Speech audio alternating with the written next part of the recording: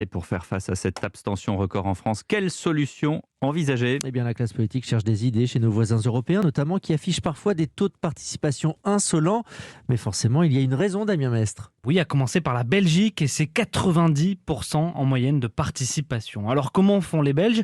Eh bien, ils n'ont tout simplement pas le choix. Le vote est obligatoire. C'est le cas aussi en Grèce ou au Luxembourg. La méthode est radicale et donc forcément contestée. Avant d'en arriver là, certains voudraient donc surtout faciliter la procédure, comme c'est le cas en Allemagne.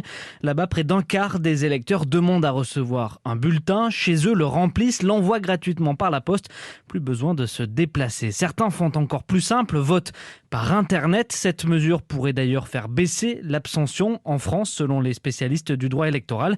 Oui, mais seulement à la marge, estime Gilles Tout-le-Monde. En Estonie, le vote est par Internet depuis 2005 et dans un premier temps, on est passé de 42% d'abstention à 38 puis 36% d'abstention. Mais en réalité, depuis, on stagne complètement. Et par ailleurs, pour les autres élections que les élections législatives, l'abstention, elle, est repartie à la hausse. Et selon lui, la réponse n'est pas technique, mais politique. Elle commence par le rétablissement de la confiance entre citoyens et élus.